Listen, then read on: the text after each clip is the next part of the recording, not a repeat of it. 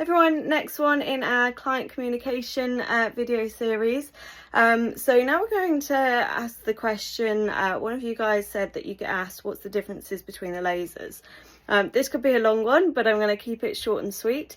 Ultimately, it depends on a range of things, and I'm going to bring CWIDER back in here.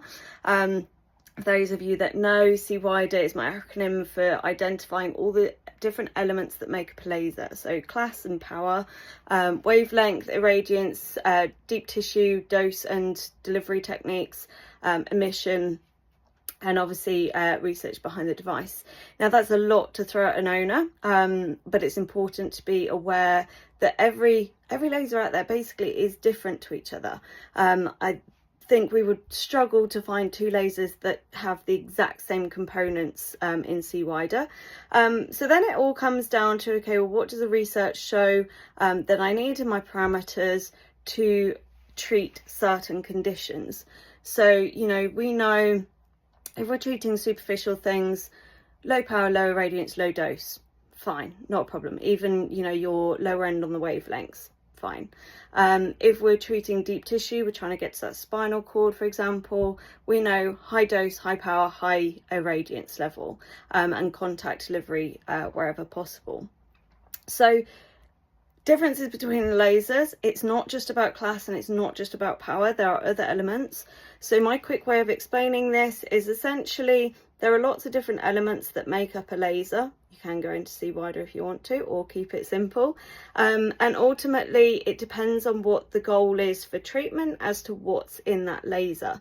So if your focus is on superficial conditions, the makeup of the laser will potentially be different to the makeup of a laser that wants to focus on deep tissue conditions. Obviously, we have lasers that are able to do both. Generally speaking, if you have a laser that does deep tissue, you can also treat superficial. But keeping it short and sweet, how much power a device has does impact health and safety, but ultimately it's not the only element that we need to consider to make sure that we get it right for what we're trying to treat. So from an owner's perspective, and I feel like I may have made this a little bit more complicated than I wanted to, different powered devices, different wavelengths in devices, all dictates how much energy I've got, how quick I'm going to deliver it, how high the irradiance is, and how deep my energy can get into that tissue. All they need to worry about is that obviously you as a professional have done the research to make sure your device is able to do the job that you're asking it to do. So that's ultimately, hopefully, explained the differences in the lasers there.